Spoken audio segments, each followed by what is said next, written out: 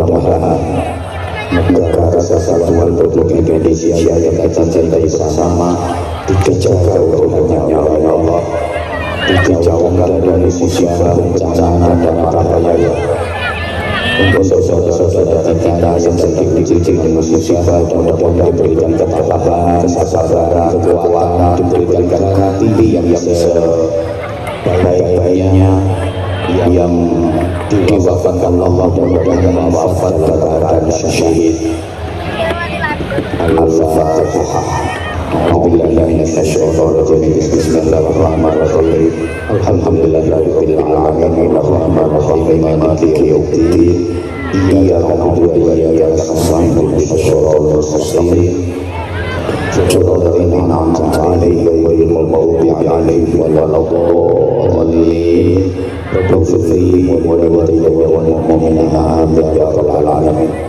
Para jamaah yang saya sayangi, saya hormati rahimakumullah, perjalanan dari Pondok Pesantren Darul Istiqomah yang sudah 35 tahun, semoga ke depan makin syiar, makin maslahah, manfaat dan barokah, amin Allahumma amin.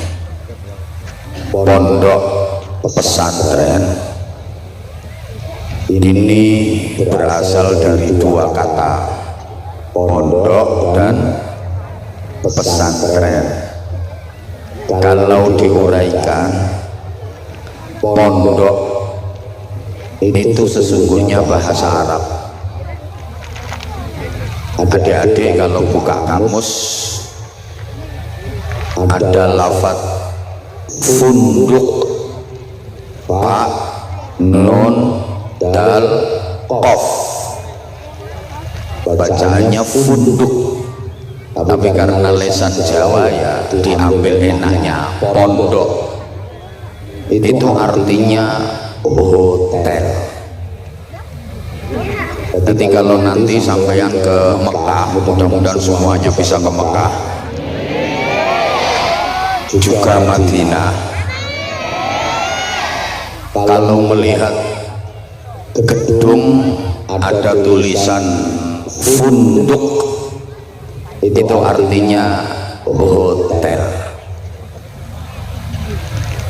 Funduk Darul Iman berarti itu hotel Darul Iman.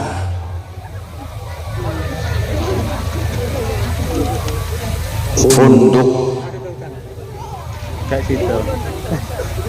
Darut Taqwa berarti niku artinya hotel Darut Taqwa. Tapi karena orang Indonesia itu sukanya ke Arab-Araban, jadi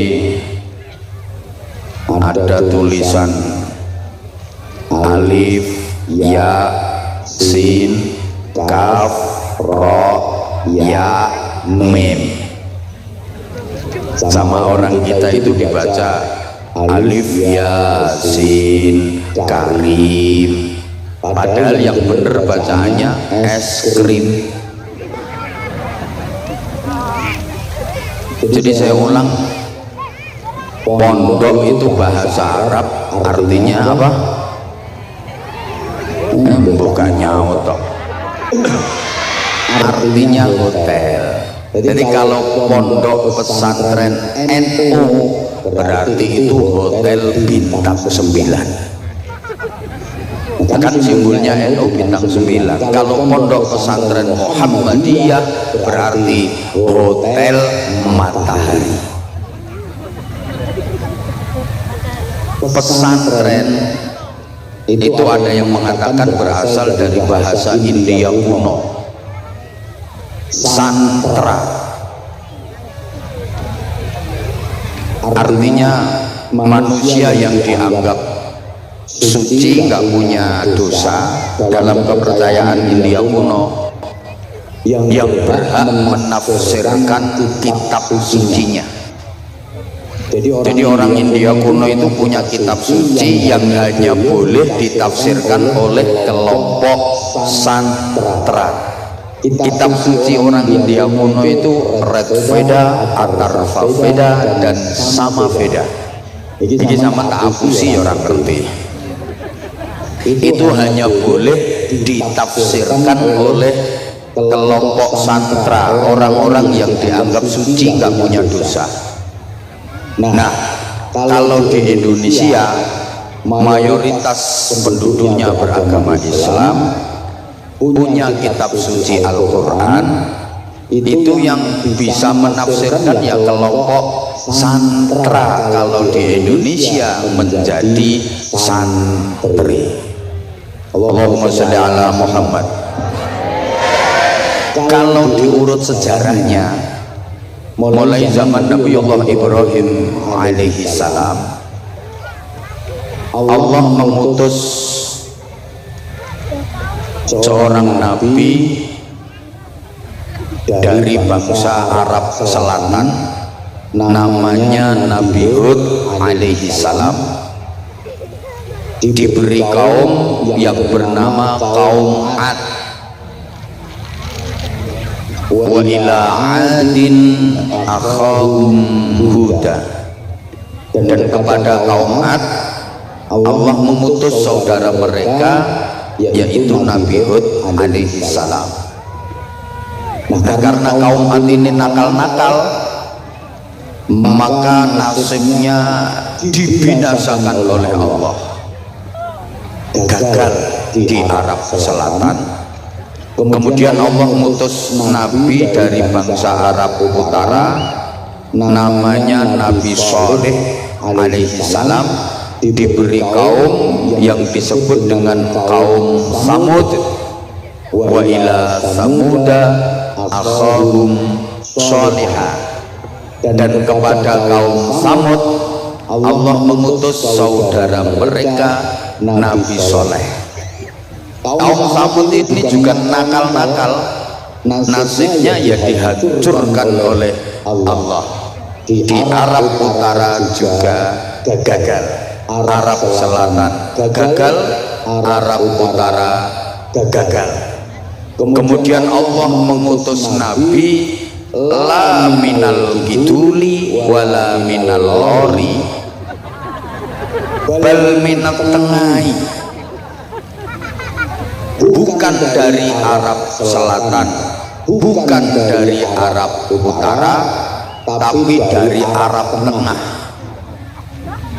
Dipilihkan dari suku yang terkenal paling fasih lesannya, paling gagah tubuhnya, paling ganteng wajahnya. Nabi itu adalah Ibrahim alaihi salam.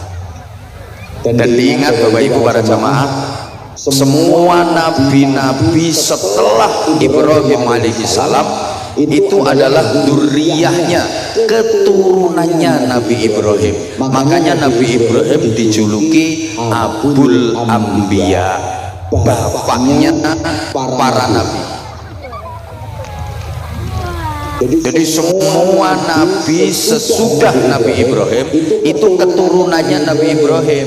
Nabi Ibrahim itu fasih lesannya, gagah tubuh, ganteng wajahnya. Dan semua keturunan dari Nabi Ibrahim yang jadi nabi itu ganteng semua. Ma arsalallahu nabiyyan illa wa hasanal wajhi. Allah tidak mengutus seorang nabi pun kecuali berwajah ganteng. Semua nabi itu ganteng-ganteng semua. Nah, sekarang kalau al ulama warasatul anbiya, para ulama itu pewarisnya para nabi, sampai yang kita ini kiai-kiai ini rata-rata ganteng-ganteng. Kalaupun tidak ganteng, lek wis dadi kiai pasti ada aura tersendiri.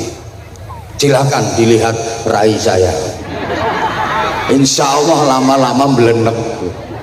Lah umpama ora ganteng pripun? Nggih mboten napa-napa wong niku mboten dadi syarat kok.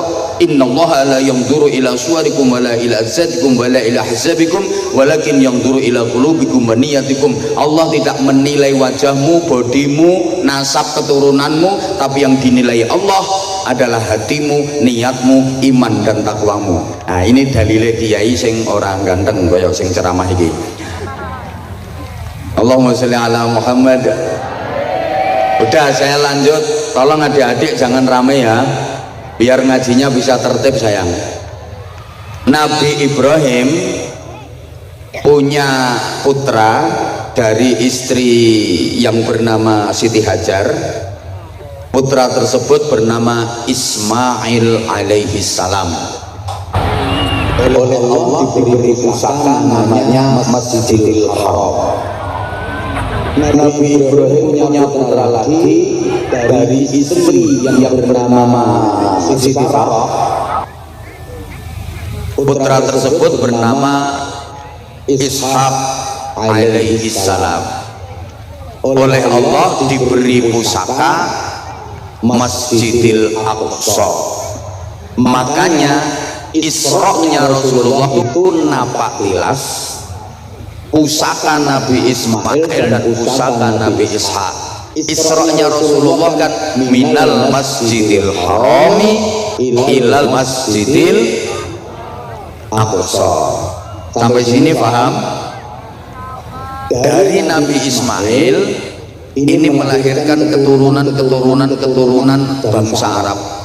Jadi negara-negara Timur Tengah itu banyak keturunan Nabi Ismail. Nabi Ishak punya anak namanya Yakub alaihi salam. Dari Nabi Yakub ini yang melahirkan bangsa Israel. Bangsa Israel ini bangsa pinter. Bahkan budayanya Nabi itu Bani Israel. Rata-rata Nabi itu berasal dari Bani Israel. Cuma memang serakah. Bukan hanya soal ekonomi saja, sampai soal nabi saja.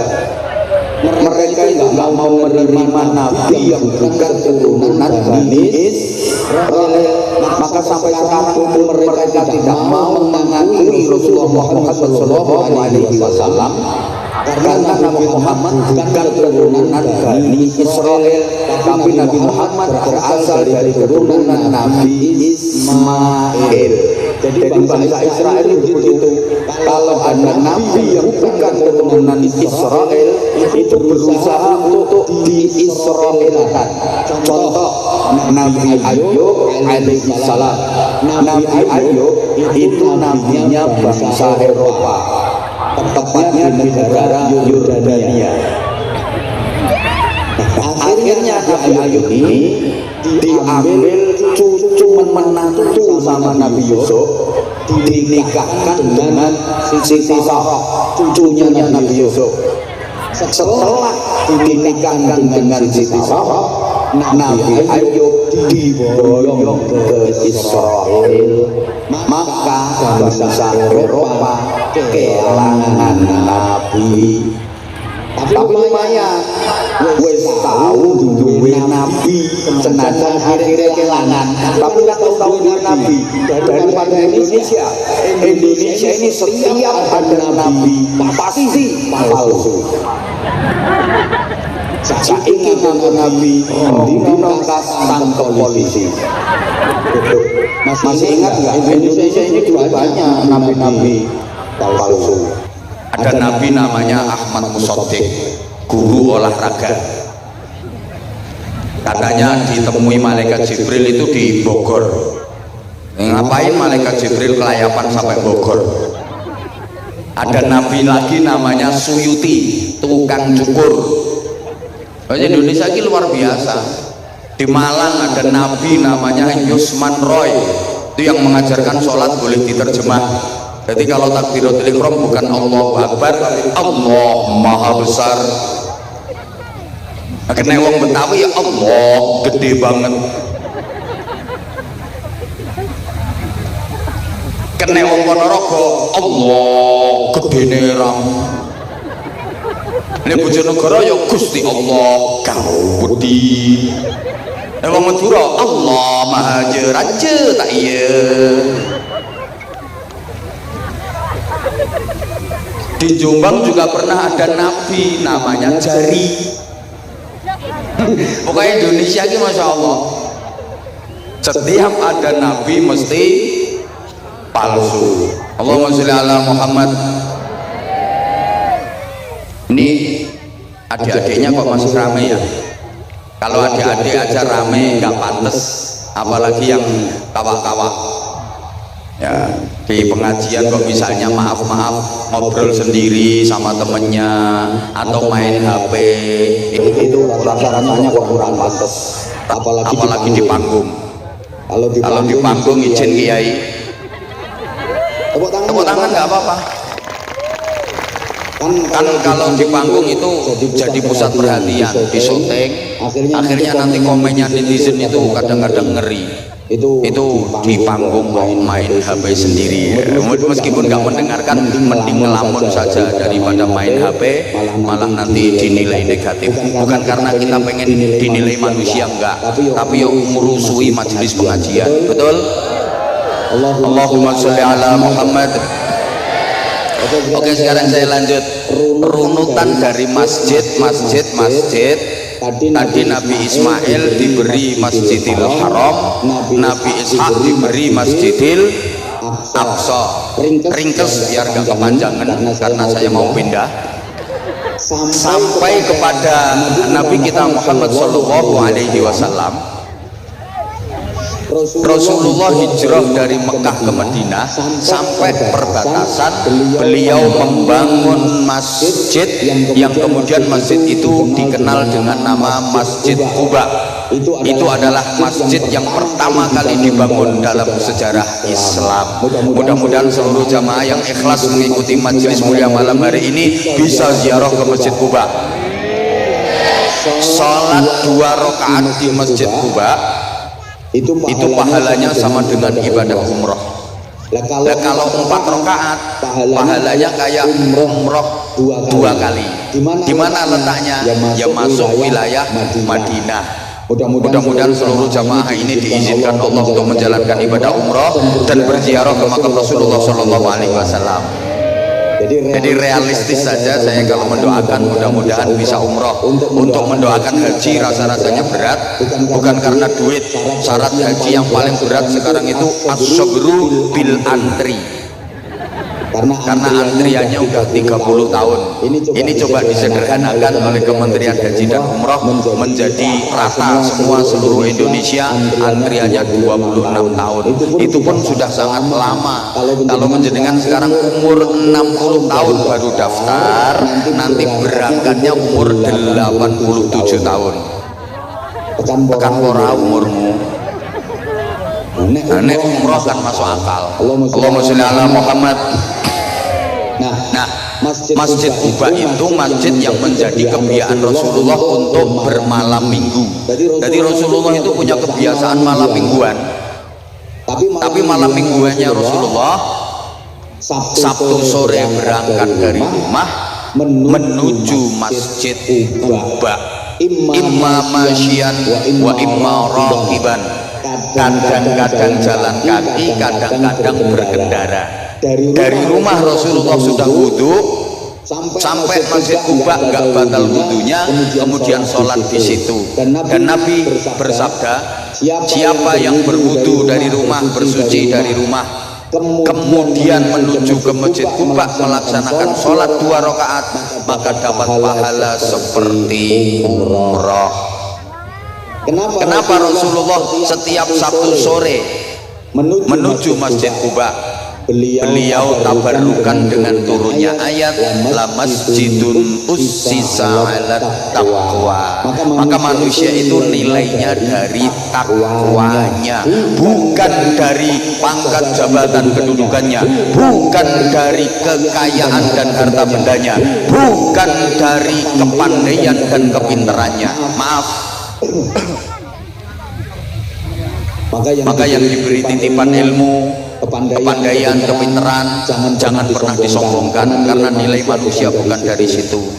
Toh ilmu itu juga milik Allah, hanya titipan. Kalau Allah pengen mencabut ilmu, gampang. Diuntir saraf otaknya sidik wae, cetik langsung lolak. Digawe pikun nilontek ilmune. Betul? Ya Allah. Sekarang ae koyo pinter-pinter semua pertanyaan bisa jawab, gak ono yang balik. Ora usah sombong, turu lho wis ora kena dijak takoni. Betul? Demikian pula yang diberi titipan berupa harta, kekayaan, duit akeh, jangan pernah disombongkan. Nilai manusia bukan dari itu. Allah kalau ingin mencabut harta kekayaan gampang. Sekarang kaya, dibalik grembyang, jatuh kismin. Kismin ki sang sore miskin. Nolongso. Ya kalau tadinya miskin jadi kaya, paling kaget. Nah kalau tadinya kaya jadi miskin, stres. Gini bang ge? Ya Allah, ini didengerin apa enggak ya? Pangkat, jabatan, kedudukan juga titipan Allah, tidak usah disombong-sombongkan. Allah menilai manusia bukan dari di dunia ini kamu pangkatnya apa, jabatannya apa, enggak. Pangkat jabatan ada habisnya kok, pensiun entek, kadang-kadang belum pensiun ada, belum purna aja udah selesai pangkatnya, betul? Kadang ada titik-titik pangkatnya sombongnya, dia melakukan degek kesenggol siti nesu-nesu, jangan macam-macam saudara sama saya. Saudara nggak tahu siapa saya, lo lali jenenge dewe. Padahal pangkatnya opo, wakil RT. Jadi manusia itu yang dinilai takwanya maaf. Nek sapi, kayak nilainya tetap dagingnya. Semakin akeh dagingnya, semakin gede, semakin lemu, semakin larang. Sing lemu langsung mereng-mereng lo gue. Kuwi nek sapi. Tapi apakah semua binatang nilainya dari dagingnya, dari lemunya, dari gedenya? Ndak. Nyatane ono kok. Manuk. Cilik, ungkil-ungkil. Nilainya harganya lebih mahal daripada sapi sing gede. Nggih napa mboten? Karena manuk, ene ngomong manuk kok diguyu to. Nilainya dari suara. Kalau manuk nilainya dari suara, kalau sapi nilainya dari daging, dari lemunya. Lah kalau manusia nilainya dari apa? Lemunya. Ya kono saingan karo sapi. Dari takwanya. Allahumma sholli ala Muhammad.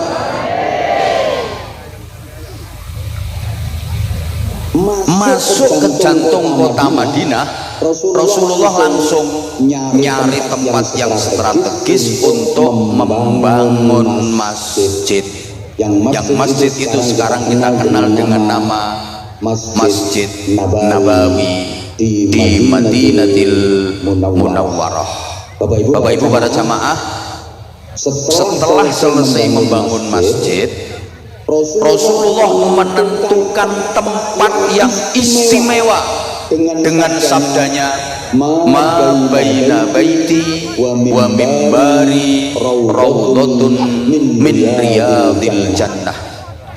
Tempat antara rumahku sampai dengan mimbarku adalah taman di antara taman-taman surga. Tempat itu sekarang dikenal dengan nama Raudhah, yang menjadi tujuan nomor satu.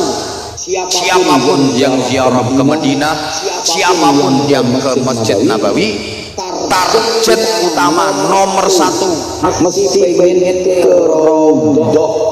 Yang sekarang untuk bisa masuk Raudhah itu nggak sembarangan, harus antri dan pakai tasreh. Kalau nggak ada tasreh atau izin masuk, nggak bisa masuk. Kenapa tempat itu begitu istimewa? Ya karena Rasulullah saja menyebut itu adalah taman surga. Sholat, zikir, berdoa, iktikaf di situ sama dengan berada di taman surga. Masya Allah, rebutan ke mereka. Nah, kenapa tempat itu yang dinamakan taman surga? Kok bukan semua bangunan Masjid Nabawi disebut taman surga semua? Kok hanya tempat itu yang ukurannya kurang lebih 28 kali 16 meter, kurang lebih, saya sendiri nggak sempat meteri. Kenapa hanya tempat itu yang disebut taman surga? Kok tidak seluruh bangunan masjid disebut taman surga? Karena di tempat itulah Rasulullah mendirikan pondok pesantren. Di tempat itu Rasulullah mengajar sahabat-sahabatnya, mendidik murid-muridnya. Jadi pondok pesantren itu mulai zaman Rasulullah sudah ada. Iki modelmu kok kaya ora percaya ngono diomongi. Halo?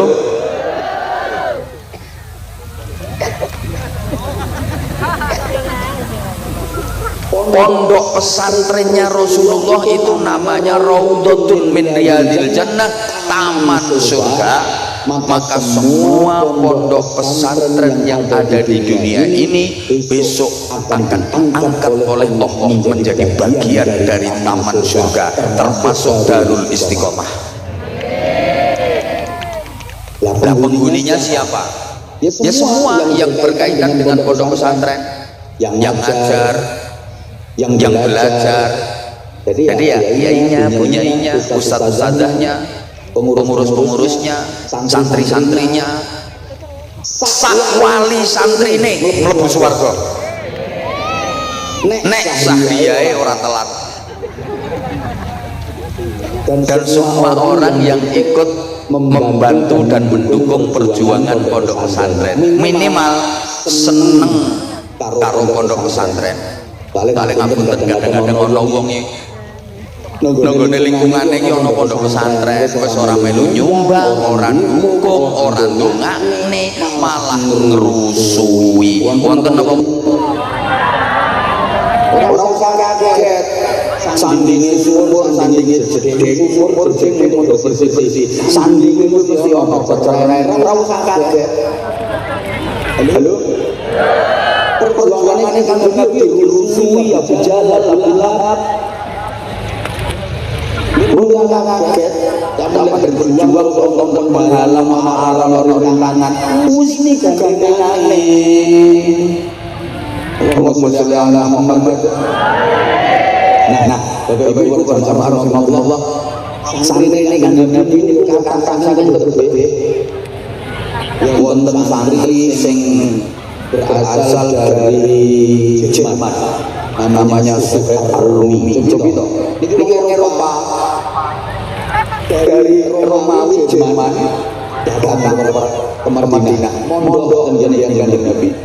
Wonten saking Asia Barat, Persia, namanya Salman Al-Farisi. Mondok menjadi Nabi. Bahkan wonten saking Afrika, Bilal bin Rabah. Mulane pondok pesantren serius, pondok pesantren sempurna ngali. Santrine rak saking tebih-tebih. Makanya pondok pesantren itu nek wis tenanan, santrinya dari jauh-jauh. Sampeyan titeni to pondok-pondok pesantren sing wis serius tenanan niku. Santrine to adoh-adoh. Mulane ngapunten lek santrine lagi mutek sak RT 2 RT ya aja berbangga diri dulu. Niku nembe rodok pondok. Kiai nek serius niku santrine mesti saking tebih-tebih. Iki ngrungokne ora to wong-wong iki. Saman koyoke ora percaya nek Kanjeng Nabi nggih pondok pesantren. Nggih, sahabate Kanjeng Nabi itu ada yang dikenal sahabat Ansor, ada sahabat Muhajirin. Sahabat Ansor itu yang asli penduduk Madinah. Sahabat Muhajirin itu asli penduduk Mekah, hijrah pindah ke Madinah. Nah, ini ada sahabat yang la minal ansor wa la minal muhajirin, bukan sahabat ansor, bukan sahabat muhajirin. Ini manggone nunggone teras-terase masjid, nunggone emper-empere masjid. Kemudian dikenal dengan nama Ashabus Suffah, penghuni teras, penghuni emperan. Terus kali Kanjeng Nabi didamelaken godak-godakan. Manggene ten mriku wis ana pondok godakan. Tinggalnya di situ, mondok di situ. Kepala pondok pesantrennya namanya Abdurrahman bin Sakhr yang kita kenal dengan nama Abu Hurairah. Allahumma sholli ala Muhammad. Nah, Rasulullah mengasuh pondok pesantren bersama dengan istrinya yang bernama Sayyidah Aisyah bintu Abu Bakar Siddiq radhiyallahu anhu. Di antara istri-istri Rasulullah yang diajak ngasuh pesantren niku Sayyidah Aisyah. Makanya Kanjeng Nabi dawuh sepeninggal Sayyidah Khadijah wafat, Kanjeng Nabi dawuh, inna ahabban nisa ilayya Aisyah wa inna ahabbar rijal ilayya abuha. Wanita yang paling aku cintai di dunia ini adalah Aisyah. Sedang laki-laki yang paling aku cintai di dunia ini adalah ayahnya Aisyah, Abu Bakar Siddiq. Kenapa istri Rasulullah yang paling dicintai Sayyidah Aisyah? Apa karena beliau cantik? Ternyata bukan. Bukan karena beliau cantik. Memang Sayyidah Aisyah itu cantiknya luar biasa. Sampai Rasulullah manggilnya itu mesra banget. Ya Humairah, wahai yang cantik putih kemerah-merahan. Kalau di sini kayak mana ya Aisyah itu ya, cantiknya ya. Izin dan ini ya kesempatan saya ya pas gini tok ini dan kayak penceng yo ngacung. Masa Aisyah ngono enggak? Tidak ada, ini tambah lemu ini. Tidak ada. Saking cantiknya. Tapi bukan karena itu Rasulullah paling mencintainya. Kenapa? Ya karena Sayyidah Aisyah yang diajak ngasuh pesantren karena keilmuan.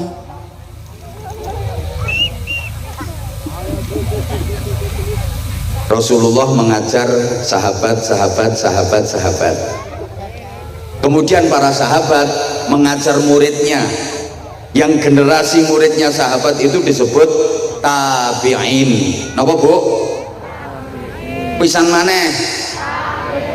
Sampean kersane ngertos selama ini kan mek krungu tabi'in bi ihsan ila yaumiddin. Tapi ditakoni tabi'in ki apa? Mbah, pokoke tabi'in. Generasi tabi'in niki murite sahabat, lek sahabat murite Kanjeng Nabi. Ayo tuh sayang nyaut. Sahabat ki murite Kanjeng Nabi. Lah nek tabi'in murite sahabat, ngoten. Nah, sampai generasi tabi'in ini didhawuhaken farubba muballighin au'a min sami'in.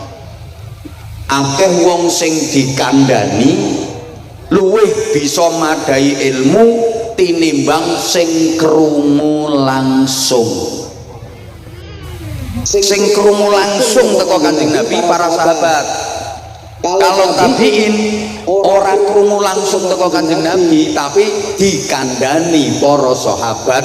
Banyak generasi tabi'in yang lebih bisa menampung ilmu dibanding para sahabat. Makanya kalau kita teliti Bapak Ibu para jamaah, khususnya ustadz dan ustadzah, disiplin keilmuan dalam Islam itu banyak yang lahirnya pada generasi tabi'in. Kaya ilmu tafsir, ilmu usul fikih, ilmu nahwu, itu lahirnya pada masa tabi'in. Zaman sahabat belum ada. Sampean pernah dengar Sayyidina Abu Bakar Siddiq bahas nahwu misalnya, Sayyidina Umar bin Khattab bahas Arab? Tidak ada. Allahumma sholli ala Muhammad. Jadi disiplin keilmuan berkembang pesat, melahirkan berbagai macam disiplin ilmu itu pada generasi tabi'in. Nuwun sewu. Makanya biasanya pondok pesantren akan mengalami masa keemasan itu di generasi ketiga, cucu. Cak niki Darul Istiqomah kan baru generasi kedua. Betul?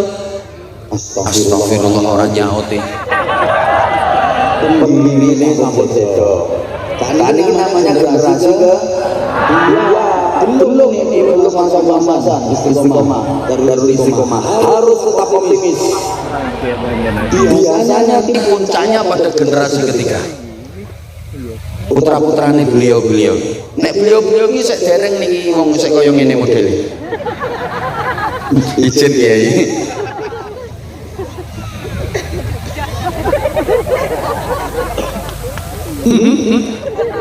Nggih. Ukurane generasi ketiga. Tapi yang ngono, kalau generasi ketiga ini kok tidak mampu mengembangkan dan tidak dikaderisasi dan regenerasi dengan baik, mengalami masa kehancuran. Nyuwun sewu radi ngatos-atos para pimpinan dari pondok pesantren. Jadi pertaruhannya nanti pada generasi ketiga. Bahkan banyak yang terjadi perpecahan di pondok-pondok pesantren itu juga pada generasi ketiga. Masa nih pondok pesantren ono perpecahan? Piye? Kadung rukun ya ora kaya rukune pondok pesantren. Kadung pecohan ya ora kaya pecohane pondok pesantren.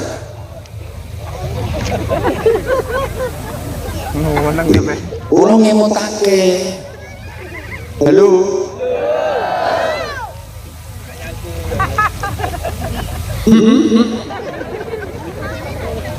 Nggih niki pun kathah kejadian pada generasi ketiga pondok pesantren mengalami masa kejayaan, mengalami masa keemasan. Tapi juga banyak pada generasi ketiga itu pondok pesantren mengalami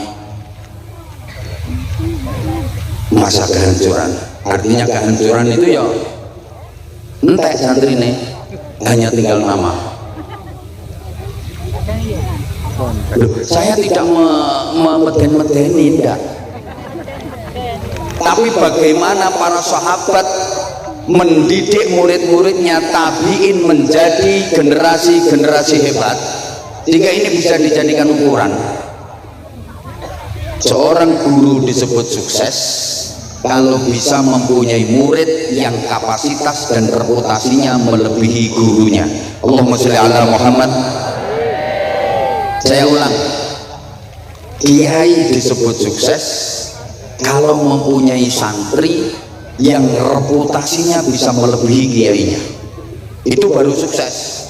Sama halnya orang tua disebut sukses dan berhasil kalau mempunyai anak yang reputasi dan prestasinya melebihi orang tuanya.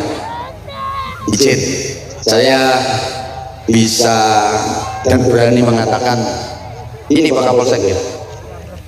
Bapaknya Pak Kapolsek itu orang sukses karena bisa mendidik dan membimbing putranya, mengantarkan putranya sampai menjadi Kapolsek. Izin Pak Kapolsek, bapaknya profesinya Bapak? Bapaknya petani, perangkat desa, petani, tukang dakwah, tukang gaidak sawah. Izin, tapi bisa mengantarkan putranya menjadi perwira, menjadi Kapolsek. Berarti ini yang hebat, bapaknya, bukan Kapolseknya. Izin, rasa dikeploki wong sing hebat bapaknya. Nah Pak Kapolsek ini berhasil apa enggak, sukses apa enggak, lihat nanti putra beliau. Nah kalau putra beliau bisa jadi Kapolres, sukses ini Pak Kapolsek. Gila nih bapaknya Kapolsek kok putrane Hansip, gagal berarti Kapolsek. Izin dan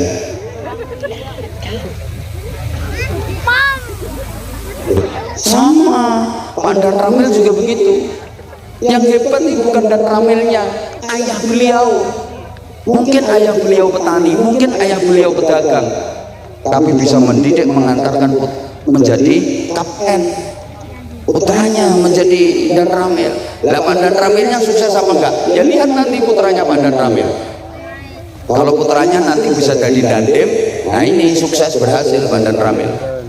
Putranya Pak Dan Ramil ketua RT, ya berarti gagal Pak Dan Ramil. Saya juga mohon izin, saya bukan apa-apa, saya bukan siapa-siapa. Kalaupun disebut berhasil, yang berhasil adalah orang tua saya, guru-guru saya. Yang hebat itu guru-guru saya, kiai-kiai saya. Saya hanya debu, saya bukan apa-apa. Karena kalau tanpa orang tua saya, tanpa mbah-mbah saya, tanpa guru-guru dan kiai-kiai saya bukan apa-apa, saya bukan siapa-siapa. Nah saya ini berhasil apa enggak? Ya nanti anak saya seperti apa? Kalau anak saya bisa melebihi saya, berarti saya berhasil.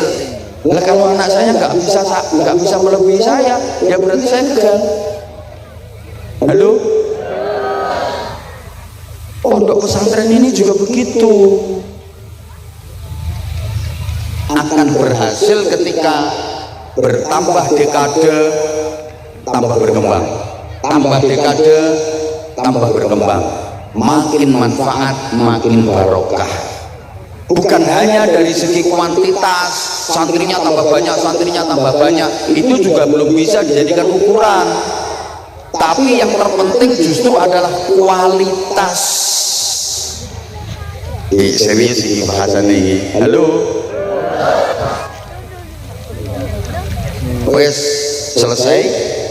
Ringkas. Turun. Tadi dari Nabi Ismail, Nabi Ishak sampai ke Rasulullah, sahabat, tabiin, turun sampai ke Indonesia, sampai ke Ponorogo, sampai Balong. Masuk ke Indonesia ini dibawa oleh para aulia, para ulama sekitar abad ke-14 pasca runtuhnya kerajaan Majapahit. Jadi Bapak Ibu para jamaah, dibanding negara-negara lain di dunia ini, Islam masuk ke Indonesia itu agak telat, abad ke-14. Ini secara pergerakan ya, kalau secara individu di abad ke-12 sudah ada, tapi secara pergerakan baru pada abad ke-14. Padahal Islam sudah merambah ke wilayah lain di dunia ini di akhir abad ke-6 dan di awal-awal abad ke-7. Islam sudah masuk Spanyol. Ngertos Spanyol ya? Kidule Siman. Tenang. Abad ke-7 Islam sudah masuk Spanyol, dibawa oleh Torik bin Ziyad. Makanya adik-adik santri kalau ngaji Nahwu Alfiyah Ibnu Malik itu karangannya ulama asli Spanyol, namanya Syekh Muhammad Jamaluddin bin Abdullah bin Malik Al-Jayyani Al-Andalusi. Jadi yang ngarang Alfiyah Ibnu Malik itu orang Spanyol, bukan orang Balong. Islam sudah sukses membangun peradaban di sana. Islam masuk Rusia itu ya abad ke-7. Taman lek ngono wong maca hadis Rawahul Bukhari, hadis ini riwayat Imam Bukhari, rumangsa Bukhari tonggomu bakal sego goreng. Orang sana, ya Allah, Islam sudah masuk ke Irak, Mesir, ya abad ke-7, masa-masa Amr bin As jadi gubernur Mesir. Daftarin ke saya, Islam masuk Iran awal abad ke-7 yang membawa Abu Ubaidah Ibnul Jarrah. Makanya adik-adik santri Pondok Darul Istiqomah yang ngaji kitab Fathul Qorib Al-Mujib, itu karangannya siapa? Syekh Ahmad bin Husain bin Ahmad Al-Asfihani. Asfihan itu kota terbesar kedua di Iran setelah ibu kota Teheran. yang disinyalir menjadi pusat pengayaan uranium nuklir. Makanya Amerika Serikat itu takut sama kota Asfihan. Infonya, satelit pengawas keamanan Amerika Serikat selalu dihadapkan ke Asfihan karena di situ menjadi pengayaan uranium nuklir. Ternyata Amerika Serikat yang katanya negara adidaya, negara superpower, negara kuat itu takut sama nuklir. Kalah karo Ponorogo. Nuklir masuk Ponorogo dimakan, soalnya dari bakso nuklir. Ya lah. Ternyata orang Indonesia ki sakti-sakti panganane bakso granat. Aku kapan itu pas lewat di Ponorogo ki ono warung itu tulisannya sedia nasi bebek sambal mercon. Wong Ponorogo sambelnya mercon. Indonesia ini ternyata sakti-sakti. Bener, tongseng yang dipangan, tong karo seng itu dipangan. Bocah cilik-cilik, cambalong cilik-cilik doyan molen jajal. Molen ini dipangan karo cah cilik-cilik. Wong ibu-ibu kletis-kletis mangan jajan apa Bu? Kuping gajah jajal. Indonesia ini sakti-sakti ternyata. Kapal selam ya dimplok. Gulane ae pasir, batu. Mulane nek Amerika kae jarene wis tekan bulan, ala paling nek kono trimo ngecemno gendera. Nang bulan pamer-pamerno. Wong balung nek blonjo iki nang matahari.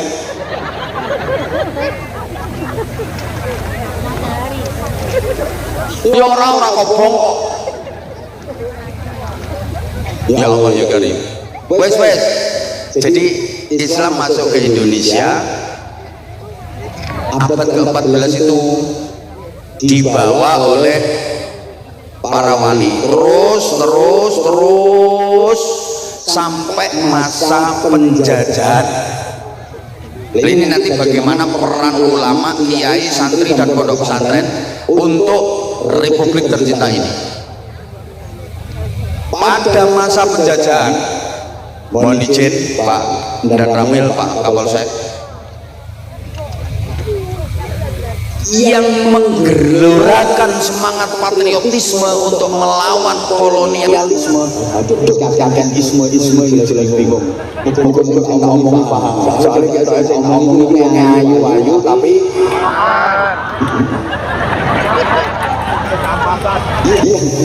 yang menggelorakan semangat perlawanan melawan penjajah itu ternyata para ulama. Itu kenapa para kiai, para ulama? Bukan polisi. Izin, waktu itu tentara belum lahir, apalagi polisi belum belas. Izin dan memang iya kok, belum lahir. Masyarakat itu kalau ada urusan apapun larinya ke kiai. Dulu, halo, sampai anaknya masyarakat Indonesia ini kan nggak boleh sekolah sama Belanda. Dan nanti kalau anaknya orang Indonesia ini sekolah, pinter-pinter, wah bahaya, bisa melakukan perlawanan kepada penjajah. Nggak boleh sekolah. Yang boleh ikut sekolah khusus anaknya bangsawan, minimal anaknya bupati. Anaknya bupati ke atas yang ningrat, yang bangsawan saja yang boleh ikut sekolah. Bupati mengisor, anak-anaknya gak oleh main sekolah. Kayak anak camat, anak kapolsek, anak ramil, orang untuk main sekolah. Terus didikannya bagaimana? Semua larinya ke pondok, ke pesantren. Pendidikan dari anak-anak masyarakat semuanya ke pesantren. Dan di pondok pesantren itulah mereka digembleng untuk mencintai tanah air. Ditanamkan kuat hubbul watan minal iman.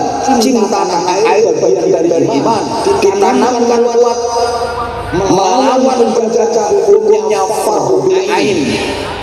Kalau mati, matinya mati syahid. Itu ditanamkan di pondok pesantren. Mulane masyarakat ingin karo kiai manut.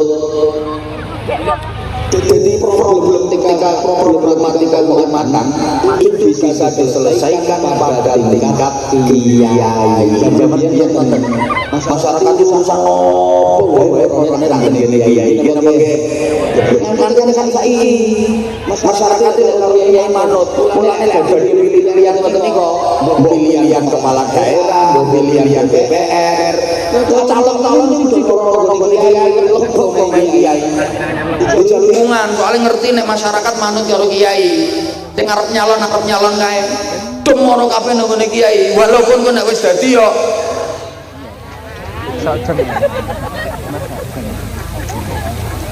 masyarakat ngoten no anak nakal yo karo kiai nyuwun berkah anak kula nakal yai nyuwun berkah gene didongani karo kiai alhamdulillah waras nakale no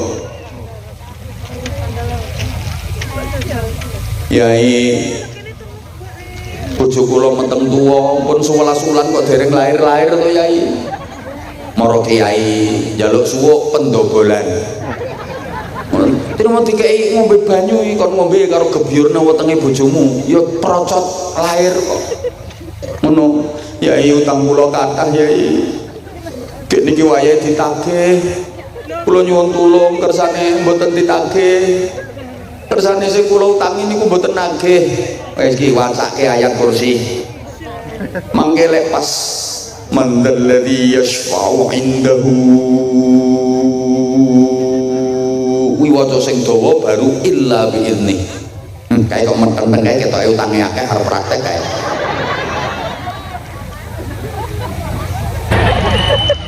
ora ditagih tenan utang kula kathah yai nyuwun dongane kersane cepet lunas gampang wacake ayat kursi ping 10.000 tanpa ambekan lunas wong-wong ono apa mawon wong biyen niku mara kiai yo yai bojo kula niki kok cerewet eram esuk ngomel lawan ngomel sore ngomel kula nyuwun donga sing kena bungkem cangkeme wong wedok ya gampang kae wacake sumum bumun yung formula ya jiun jadi paringi padahal kiai ini nembe berarti celaka bojone malah ana donga Jawa nek iki jan ampun tenan iki penting ya kanggo bapak-bapak sing bojone cerewet kene pengen waras cerewete enten ana bojomu turu sing paling ampuh iki disuwuk pas turune mangap nek wis kira-kira tanek ki turune mangap kae taman lungguh sandinge wacake sebut jenenge bojomu pokok bojomu ki jenenge Sumiati Bismillahirrahmanirrahim ciliko cilikem bumi mengok cangkeme Sumiati mingkem la ilaha illallah Muhammadur Rasulullah kek sebul ke cangkeme kae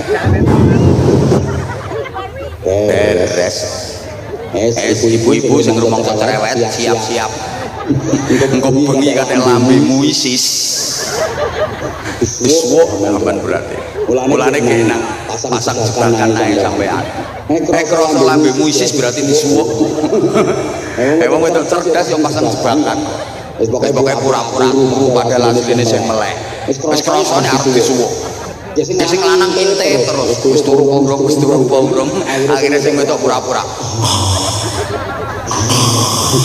sing lanang mlebu kamar lakone jinjit kaya pendekar kungfu kae sing wedok karo merem kuwi ndang mrene yo ndang mrene yo arep nyuwuk to bareng jenjeng karo sing lanang yes anak sing wedok kudu guyu dimpet sing lanang mantep kae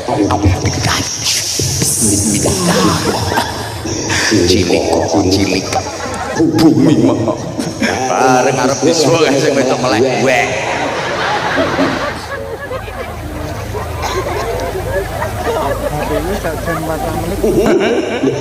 biyen ngono kok apa-apa ngoro kiai biyen makanya kiai itu menjadi solusi dari semua problem keumatan sehingga bisa menggerakkan masyarakat untuk melakukan perlawanan melawan penjajahan. Allahumma sholli ala Muhammad. Wes. terus orang melu nyumbang ra usah cerewet. Membuat wis tau wis rungokke. Membuat mbuh ra direken kok. Pergerakan di Indonesia ini simbolnya dua. Satu masjid, dua pondok pesantren. Itibake datang Kanjeng Nabi Muhammad sallallahu alaihi wasallam. Ditiru Kanjeng Nabi. Makanya rata-rata pondok pesantren niku mbok masjid, mbok musala, mbok aula agung, kuwi mesti wis. Biasane tata letake kaya ngono kuwi. Terus ana godaan kamar-kamare santri. Muga-muga paham. Kae nek cara pewayangan kae gunungan kuwi simbol masjid. Nggo ngumbah, nggo resik-resik, nggo didik, nggo gembleng. Nah, sebelah kiwa Kurawa. Wis bolo Kurawa kae mesti ditata nang gone sebelah kiwa ning gunungan. Ana dalang lan ana Kurawa kok derek nang gone tengen kuwi dalang bingung. Mesti manggone nang kiwa. Lah Pandhawa manggone nang tengen. Kurawa ki simbol Angkara Murka, Durjana. Pandhawa ki simbol satriya sing wis bersih. Lah sing Angkara Murka Durjana sing mangkono sisih kiwa iki yen pengen dadi satriya, pengen bersih kudu diubah, digembleng nang ning gunung. Wis paham kok ora ngene iki. Angel ngomongi wong sing rupane ayu tapi kok paham nggih? Ya wes nek wis paham. Iya. Lah saiki pondok pesantren iku nggo gembleng generasi-generasi hebat. Nun sewu adik-adik santri, taman ning pondok ki ora kudu dadi kiai, ora kudu dadi bunyai. Jadi apapun yang penting manfaat, yang penting barokah.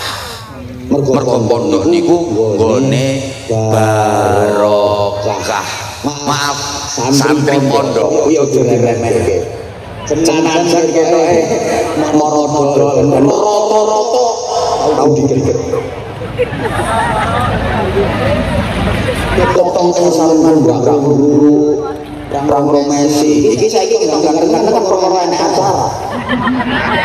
Coba le pembinane kae. Rang Messi. Tapi jangan diremehkan. Kenapa? Soale ilmune santri niku sanate nyambung ngantos Kanjeng Nabi. Ilmune santri nang pondok niku tetesan ilmune Kanjeng Nabi. Aja diremehke. Duh ki waktune sayange ora cukup iki. Lah saiki sing disebut ulama ki sing piye? Soale pondok nggon gemblengane Rijalul Ummah bareng. Rijalul Ummah bareng. Community leader bareng. Kok community lemper? Mimpin masyarakat nun sewu. Jadi kiai niku mboten namung mimpin santri, tapi ya mimpin umat, mimpin masyarakat. Nah, mimpin masyarakat kuwi luwih angel tinimbang mimpin santri. Nek mimpin santri gampang. Santri pondok pesantren walaupun jumlahnya ribuan bahkan puluhan ribu mesti manut kalih kiyaine. Kiyaine merintah ngetan puluhan ribu santri ngetan kabeh. Kiyaine merintah ngalor ribuan santri ngalor kabeh. Ora ono sing wani bantah karena di pesantren itu ada lembaga tertinggi yang paling ditakuti oleh semua santri, namanya Departemen Kualat. Mulane tempat pendidikan akhlak, pendidikan karakter ini nggone pondok pesantren.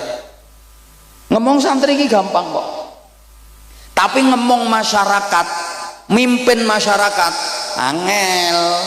Jangankan ribuan, sepurane mimpin wong desa napa niki desane mimpin wong Sumberjo 10 iki lho angele ra karuan, apa meneh wayah pilkada kae.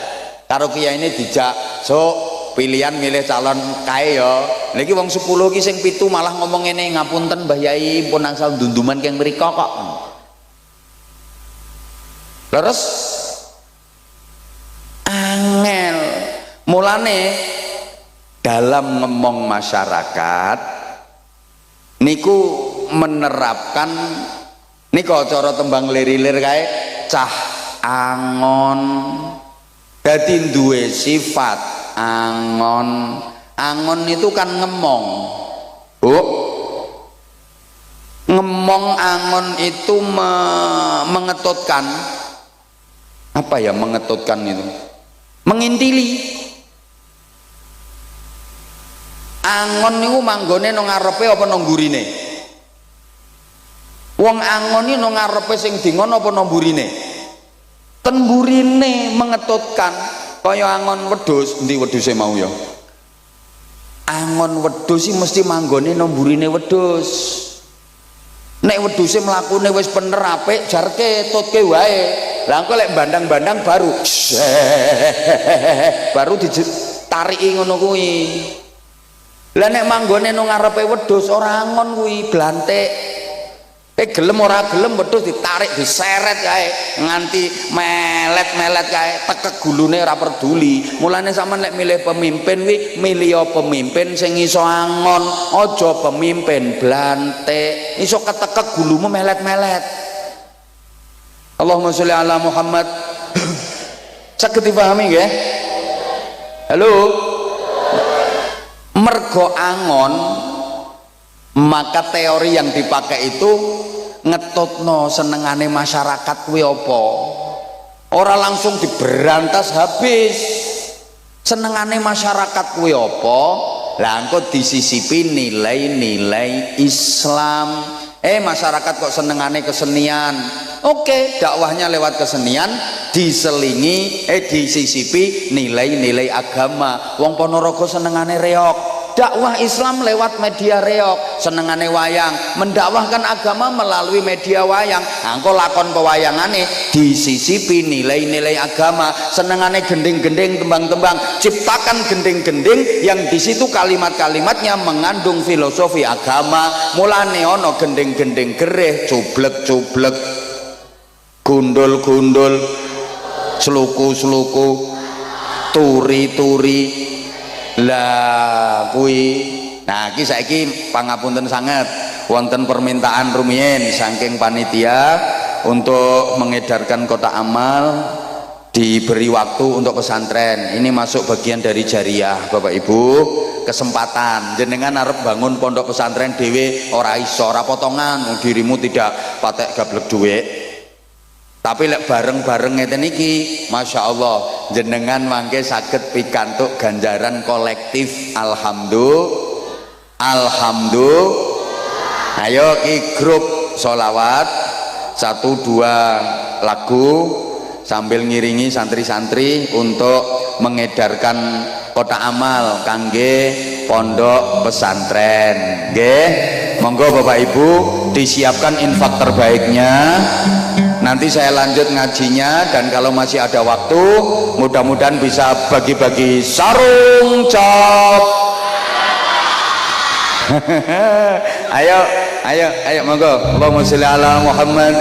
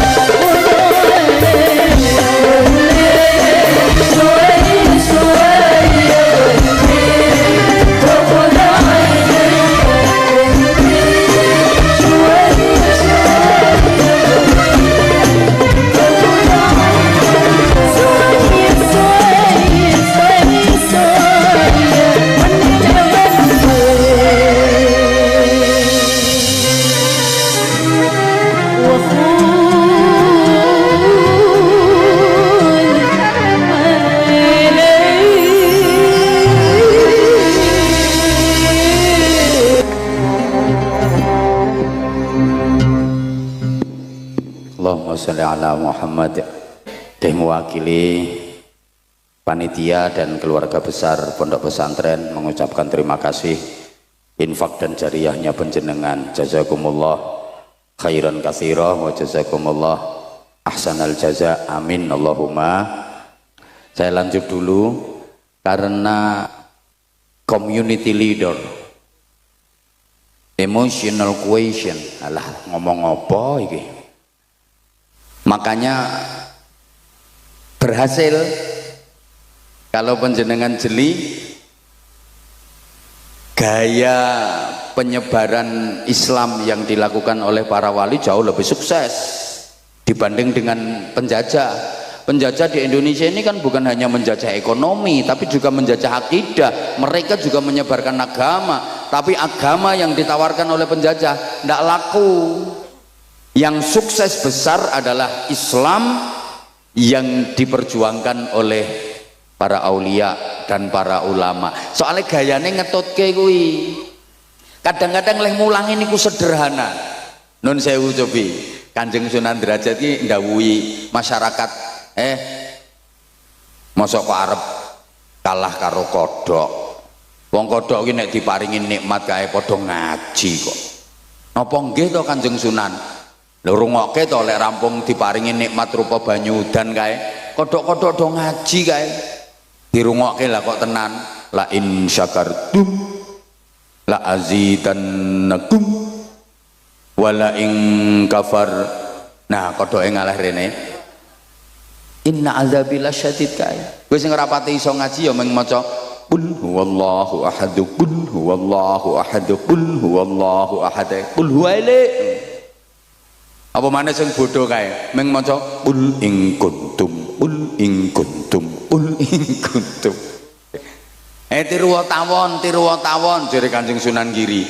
Maksudnya pripun Mbah Yai? Lha tawon ki uripe nggo zikir nyang Gusti Allah. Napa nggih? Lha tawon mabur kae suarane rumangsamu rak ming gembrembeng kae zikir kae tawon kae Allah Allah Allah Allah Allah Allah Allah Allah Allah Allah Allah Allah nyebut asmane Allah kae Allah Allah Allah Allah Allah. Yen ora percaya cekel siji tempelke kupingmu. Rungokke ora Allah ora ngono. Lha wong bebek ki maca tasbih terus kok. Wong-wong iki krungune rak wis sejatine subhanallah subhanallah subhanallah. Ra ngandel ya wis. Syukur aja kalah karo sapi. Sapi ki rampung dikeki mangan, rampung dikeki ngombe kae aja maca hamdalah kae alhamdulillah. Apa persis? Matur suwun nggih, matur suwun. Matur suwun, matur suwun. Nggih, nggih. Ilate wong Jawa niku angel dikon ngunekke Arab. Lapangan ombo ki nggone wong sing macem-macem, nggone wong werna-werna. Lah macem-macem werna-werna kuwi bahasa Arabe al-laun. Al-laun ki maknane macem, al-laun maknane macem. Dadi macem-macem berarti bahasa Arabe al-laun. Hilat Ponorogo arep ngonekke al-laun kangelan alun. Arep ngomong syahadatain repot sekaten. Kalimah syahadah angel, kalimah sodo syamir khairan fatrukil bago repot semar gareng petro. Ini ngulangi ibadah kayak orang langsung disebut sholat. Mergo napa? Le wong biyen niku dereng kenal sholat, ning wis kenal pangeran. Ibadahe piye? Manembah Sang Hyang. Nek ngarani ki manembah Sang Hyang, mula kae urung diarani salat, diarani sembah yang leh manembah manggone di sanggar pamujan, mula kae ora disebut musala ning disebut langgar. Cerdase wong biyen.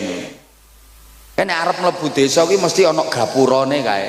Lho gapura ki supaya warga desa kuwi guyub rukun jadi pemaaf bukan pendendam.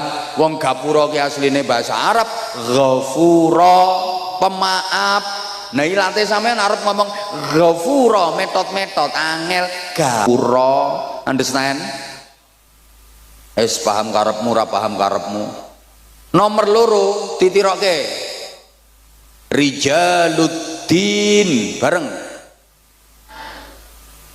spiritual leader bareng. Kok isine serwal melungker gitu ya. Jadi harus mempunyai daya spirit, kekuatan spirit. Nuwun sewu Kiai Nahuri, Kiai Zainal Arifin, Kiai Muhammad Ghufron, nuwun sewu panjenengan yen nerusake amanah saking muassis pendiri, neruske pondok, neruske mulang niku gampang. Neruske dari segi keilmuan niku gampang. Sing angel niku bagaimana mewarisi istiqomahnya, mewarisi perjuangannya, mewarisi kesabarannya, mewarisi zuhudnya, mewarisi wirainya, mewarisi ikhlasnya. Itu sing angel. Kalau hanya mewarisi keilmuan, transfers of knowledge gampang. Saiki pengen pinter gampang kok. Gampang, orang angel mau saiki pengen pinter. Kitab pirang-pirang, Fathul WhatsApp, Raudatul Facebook, Kifayatul Instagram, Nihayatul TikTok. Bahkan ada ilmu yang mencakup semua disiplin ilmu, namanya ilmu Googleologi. Kalau hanya sekedar pengen pinter, nuwun sewu, budal mondok nonggone pondok sing tenanan, orang usah suwe-suwe 7 tahun ngono mesti iso maca kitab, insyaallah ngalim wisan. Kalau hanya sekedar berilmu wis to budal nonggone pondok sing tenanan, ora pondok-pondokan. Kayak ngaji sing tenanan 7 tahun insyaallah wis ngalim sampean, iso ngaji wisan. Kalau hanya sekedar berilmu, tapi mboten cukup niku.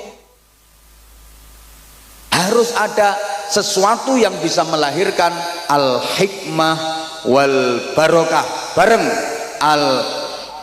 wal sepisan maneh wal. Nah itu adanya di pondok pesantren, dan itu kekuatan dan daya spirit. Mulane nuwun sewu kiai mbiyen niku nek mulang dibanding karo guru-guru saiki kalah, dibanding karo dosen-dosen apa maneh sing wis S3, S4, S7, S14. Oh kiai-kiai mbiyen kalah. Kiai mbiyen niku mboten enten sing gadah gelar akademis. Kula kok dereng kepireng kiai-kiai zaman biyen kok enten doktor IR, terus mburine MSI, MPDI, MHI, MM, MH, SH, terakhir BH. Ora ono. Gayane mulang yo kadang mboten penak dibanding karo ustaz-ustaz saiki, kalah. Wong donga ora patek fasih kok. Allahumma inna nasaluka salamatan fiddin wa ngafiyatan fil jasad, hiada tampil ngilmi wa barokah tampil rezeki, tobatan qoblal maut, rokematan ngindal maut. Masa iki kan fasih-fasih. Ustaz-ustaz saiki Rabbana atina fid dunya hasanah wa fil akhirati hasanah. Lah muni kok sampai intil-intile merotoli kae. Lho kadang mulangi ora cetha kok. Gek kitabe wis mblobor. Sasane iki wis mblobor, kitab lawas nganggo kacamata kandel kae. Mulang santrine kae. Al jamalu utawi untu. Unta lho diwaca untu. Lah santrine ono sing ngerti kae. Niku maknane unta Mbah Yai, aku wis ngerti. Kuwi unta sing duwe untu. Kuwi basa Arabe jamal, nek rande untu kuwi nakoh ya. Kiai iki mau kalah. Wal jaradu lan lawang, walang iki diwaca lawang. Dari santrine, walang Mbah Yai. Lah iya, walang sing mlebu teko lawang. Wal hayatu lan alu. Ula Mbah Yai, lah ya ula gedene sak alu, nek cilik kuwi cacing ya le. Wal ghanamu lan kembang, kambing Mbah Yai, kambinge mangan kembang. Nah, tapi ngono nyatane santrine kok hebat-hebat ayo.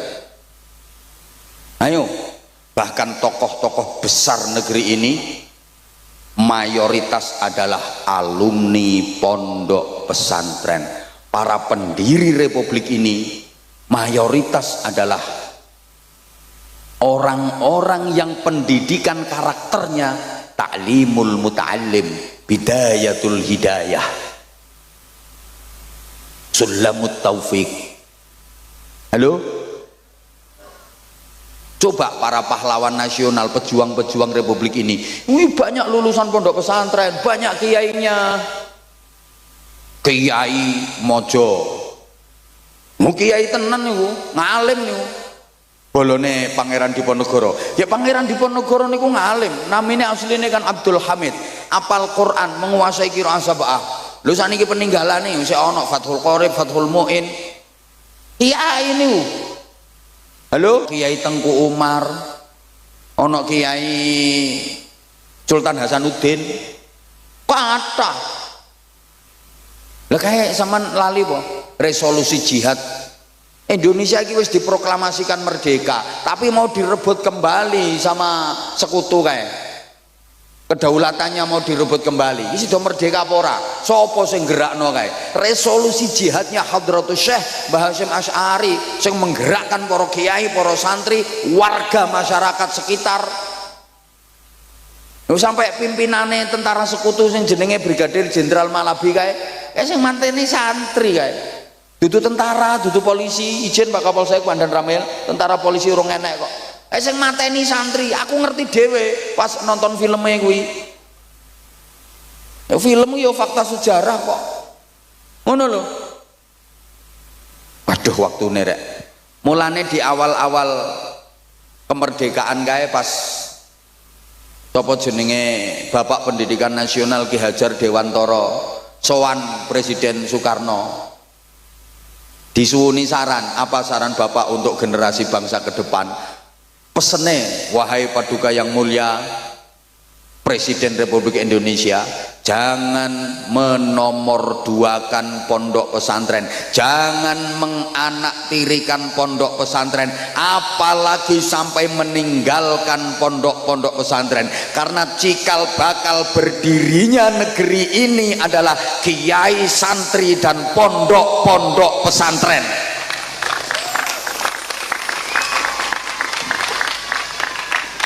Pondok pesantren melahirkan kemerdekaan, kemerdekaan baru melahirkan sekolahan sampai perguruan tinggi. Maka nenek diurut sekolahan, perguruan tinggi, putune pondok pesantren. Mulane lek ana pejabat diaturi undangan ten pondok kok kersa rawuh kaya Pak Camat, Pak Kapolsek, Pak Dan Ramil, insyaallah barokah. Apa maneh gelem melu nyumbang, ya ndukung dan seterusnya. Titenono pejabat sapa wae katik mengkhianati pondok pesantren mesti kuwalat, mesti tenanan nih. Halo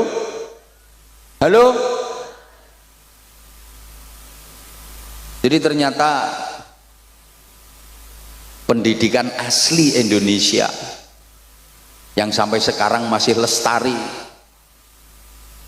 ya pondok-pondok pesantren. Maka mudah-mudahan keberadaan Darul Istiqomah ini benar-benar bisa sesuai dengan namanya, istiqomah ila yaumil qiyamah, terus makin syiar, makin berkembang, mampu melahirkan generasi-generasi yang sholihin, sholihat, yang manfaat untuk masyarakat, manfaat pula untuk negara kesatuan Republik Indonesia yang kita cintai bersama. Sampun matur suwun, sampun jam 12.